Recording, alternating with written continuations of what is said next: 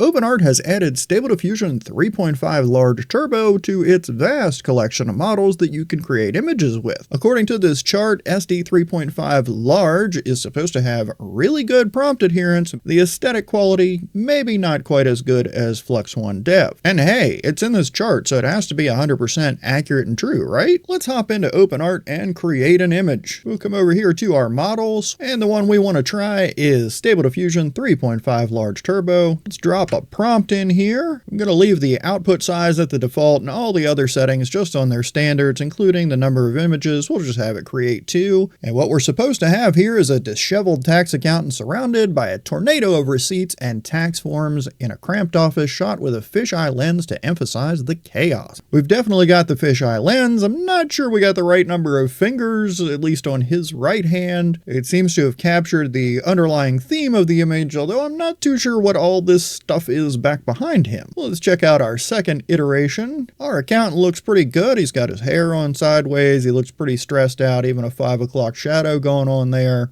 The stuff in the back and, I don't know, these papers that are standing on their side and not falling over, that's a little weird, but it might work for this sense of chaos that we asked for. I'm going to come up here and switch models, and let's try Flux Dev. We'll leave everything the same prompt. We're not going to mess with any of the default settings, create 2 images. Our guy here seems to have one hand that's completely detached from his body and just off doing its own thing. Other than that, the stacks of papers and whatnot all around him seem a little bit more realistic, and we do have the fisheye. He's got a microphone dropped from the ceiling, a security camera over here, looks like another one there. They are really watching this dude to see what he does. I guess I would too if I had somebody that had an extra unattached hand running around doing things. Now I'm totally feeling the stress in this guy's face, that's for sure. Got the messy hair, his hands look really good. He's not under the watch of all those microphones and security cameras in the ceiling, although this drop ceiling is a little weird. We got things running vertically and horizontally.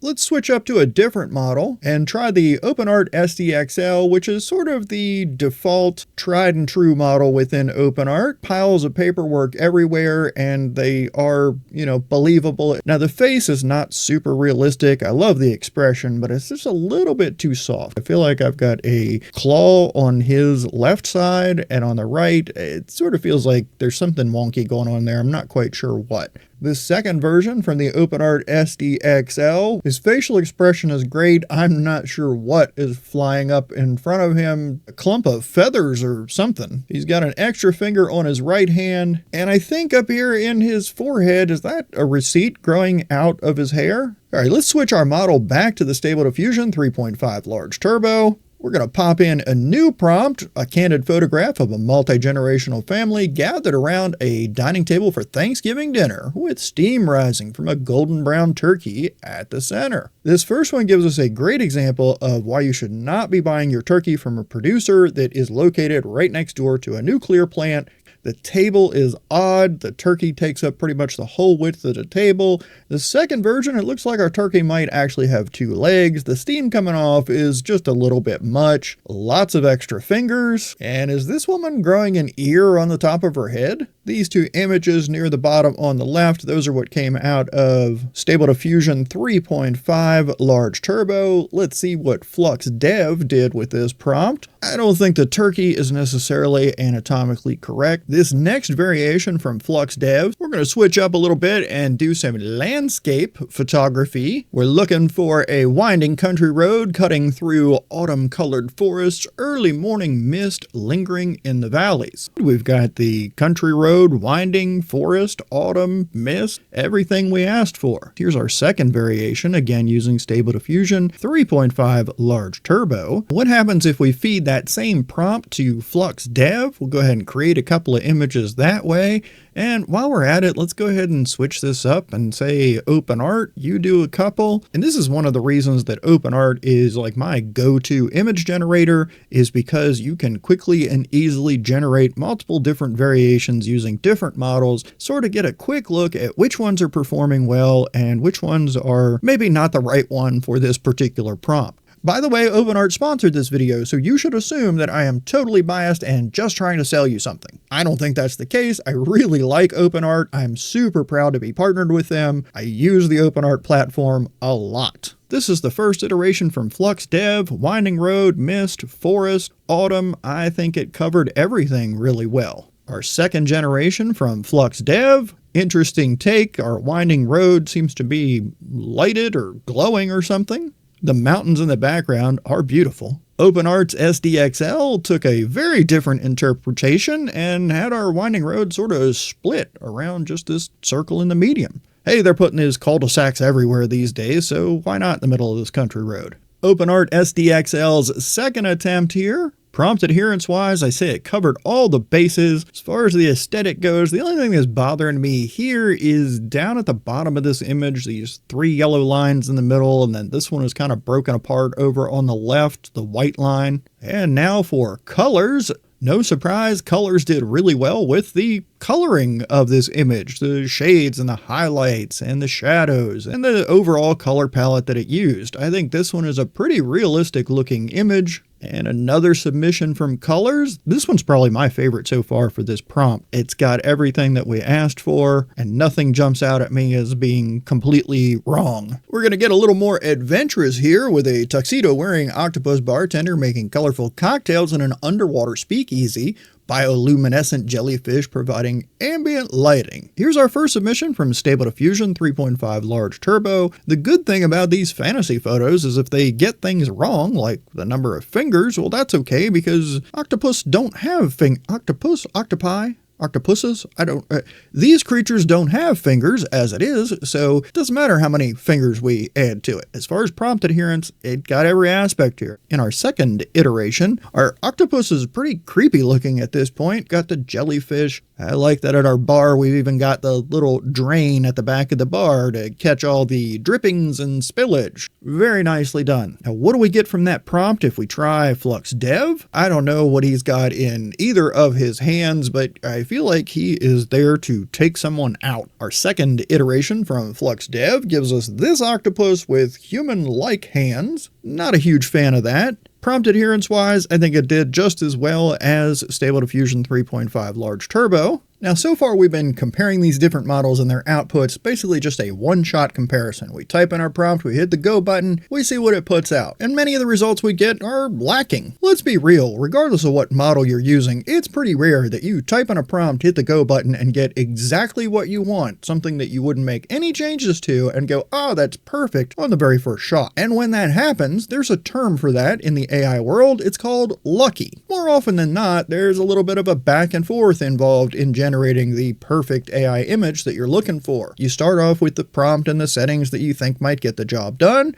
You take a look at the first results and you start making some changes, either to the prompt, the settings, switching the model, or maybe you just need to lean your head a different way when you're creating the image. The point is, I don't want to leave you with the false impression that it's just as simple as this is what this model creates and this is what that model creates. We're going to try a different prompt now in Stable Diffusion 3.5 Large Turbo. What we asked for was an elderly craftsman's weathered hands carefully carving intricate details into a wooden sculpture, soft natural light streaming through a workshop window. His skin looks pretty decent. This thumb on his left hand is flipped around, so that's not right. That's the only thing about this image that jumps out at me as completely unworkable. Now, in the second iteration, we have an entirely different kind of sculpture going on. Prompt adherence-wise, it's good, but his left hand is completely twisted backward. And if we're counting knuckles, it looks like his right hand has an extra finger. Now the thing is, we don't have to just stop there with our one shot. We can do some other things, like maybe we just need to make our prompt better.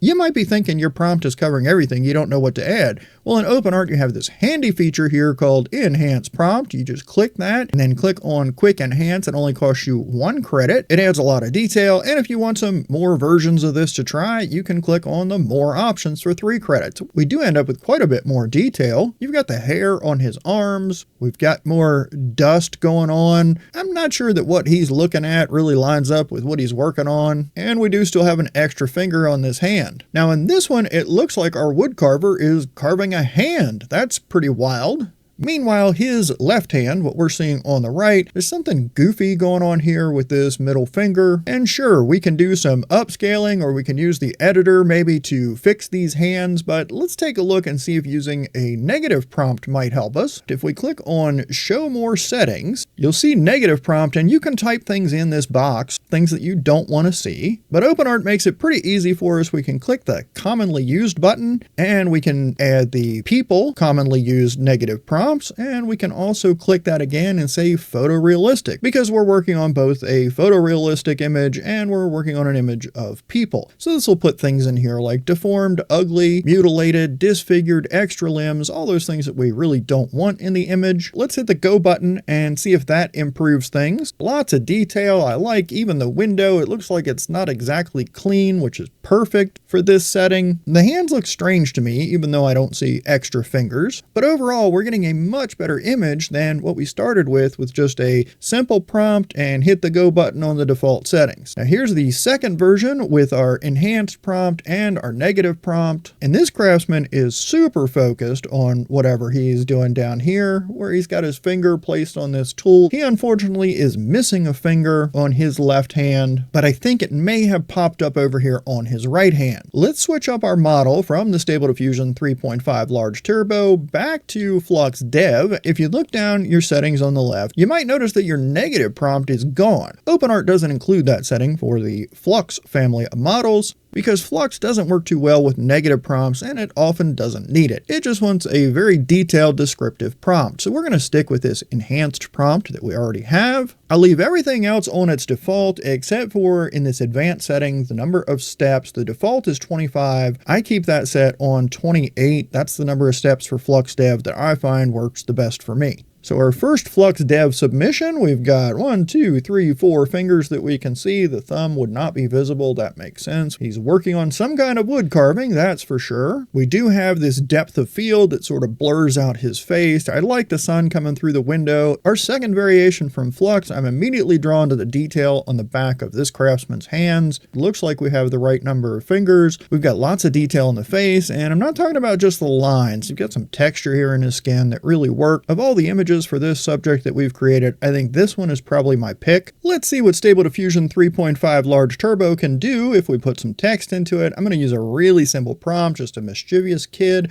holding up a finger painted sign that reads, "I didn't do it." Okay, so this one, the way this kid's eyes are popping up over the sign, that is just adorable. He's got great kid hair going on. Unfortunately, his right hand is not working. For prompt adherence, I say it gets an A- only because I wouldn't necessarily call this a finger painted sign, but it's still decent. The second one, it looks like we have finger paint for the background of the sign. That's what my eye is drawn to immediately, probably because it's the big pop of color in this image. His hands did not come out well. The left one might be passable, but his right hand, the one we're seeing on the left, there's something goofy going on there. Now, these are fairly minor imperfections in this image, so I think these would fix up well with enhancement or with a little bit of in-painting. As far as the prompt adherence and everything else goes, I mean, it got everything we asked for. It incorporated finger painting a little differently in the sign than what I had imagined, but different isn't necessarily bad, so we can't fault it. Let's use another one of OpenArt AI's features. Come down here to this prompt enhance mode and switch that to auto. What this will do for us is it will generate half of our images with the prompt exactly as we wrote it, but it'll enhance the prompt for the other half of the images, so that we'll be able to see a side-by-side how our prompt did versus what it would look like if we got some enhancement going on. So I've got the number of images set to 2 right now. I'm going to go ahead and bump that up to 4 because I want to see 2 versions with my prompt as is, and I want to see 2 versions with the enhanced prompt. And here it is with our 4 versions. Can you guess which 2 have the enhanced prompt and which 2 went with my prompt as written? Well, let's go ahead and start all the way on the right with this "I didn't do it, kid." These have all been spelled accurately, which is pretty cool. It even got the punctuation. I used a contraction here. Instead of saying "I did not," I said "I didn't" because I wanted to see how it handled that. But the exclamation at the end, it's picking that up in all of them. Now I can see the prompt right here on the right. right. So I know that this one used my prompt exactly as it was without the enhancement. Here's our second. We've got a finger problem with this kid. It's curious that this kid seems to have like some laugh lines already at his young age and some what we would consider maybe natural looking skin for an adult, but maybe not so much for a young fella like this. I'm sure you can tell that this image is one that used the enhanced prompt. We've got a much more colorful sign, and we've got a background now instead of the plain background. Text in the sign is exactly what we asked for. I do notice a little weirdness going on in her right hand and maybe even in her left hand. This is very minor though. Let's take a look at our last kid, and when we click on the image from here and you get this pop-up window that has the image and the details down the right, you can see prompt, and then below it you'll see enhanced prompt. So that tells us this is one of the versions that enhance the prompt, and it'll show you exactly what it enhanced that prompt to. So we can click show more and see all the details. So there might be things in the enhancement that you say, oh, I really like that it did this and that, but I'm not so crazy about how it added that. Maybe you're not liking all these colorful things all around in the background, and you see that it says vibrant splashes of paint all around. So you can say, yeah, I'm going to leave everything the way it is, but I want to take out those splashes of paint all around, and maybe that inspires you to do something else different in the background. This still isn't what I had in mind for a finger painted sign. I was imagining the text being finger painted on a sign, but they've got some finger painting, perhaps smudging all in the background and then just text on the front. Now this isn't like some corporate font, so it doesn't completely ruin the image for me. In fact, I think this is a great image. Now what if we switch over to Flux Dev? We're going to use our basic prompt because for the Flux model we don't have the option to have the auto enhance on half of the images, but I'm going to drag this down to say 2 images, and we'll do 2 just like this with our short prompt. Wow, that was super fast. And I'll go ahead and click on Enhance Prompt, Quick Enhance, and we'll run 2 that way. So first for our simple prompt, here's what Flux Dev gave us. Looks like we got the fingers right. This text is much closer to the finger painting that I had in mind. It does look like it was actually painted on there. Our second one, unenhanced, 1, 2, 3, 4 fingers, 1, 2, 3, 4 fingers. The text is looking even more like maybe it was finger painted onto this sign. And just like Stable Diffusion 3.5, so far, the Flux Dev has done a great job with getting the text accurately represented. Now let's take a look at the ones that have an enhanced prompt. You'll notice that it just says prompt. There isn't an enhanced prompt under it. That's because we already enhanced the prompt in the prompt box. It wasn't part of the auto enhance pipeline. I think this is a great finger painting. Of course, if I tried to finger paint it, you wouldn't be able to read it, but this kid did a much better job. We can see 4 fingers on each hand. The thumbs would be behind. And this kid, this one is weird. Not that the kid is weird. What's weird is these little palm print in paint, half on the table and half on the sign. Or maybe they're just supposed to be splashes, but they look like palm prints to me. It was clearly some AI kids that made these palm prints because they all have 6 fingers. Now, otherwise, we got a cute kid, nice blurry background, but there's something strange to me, and maybe it's just me. It just doesn't seem like these hands and arms are attached to this kid. What's the takeaway from all this? Well, I think Stable Diffusion is back in the game after the disaster that was Stable Diffusion 3. It was just really unimpressive, and this is probably what Stable Diffusion 3 should have been rather than that mess and now 3.5. Is it better than insert model name here, Flux, or whatever you want to compare it to? I'm not really blown away by it, but I'm happy to have it in the collection of models that are available to me in OpenArt. What I'll do many times is what we did in this video. I'll start with a prompt, leave all the settings on default, and generate it with a few different models to see what comes out, see which ones are close, see which ones are way off, and sometimes there's models that do something that I didn't even really think of, but I'm like, oh, I like the track you're on. Let me follow that and see where it goes. When I'm creating an OpenArt, a lot of these models in the top section here are the ones that I go to the most, like Flux Dev,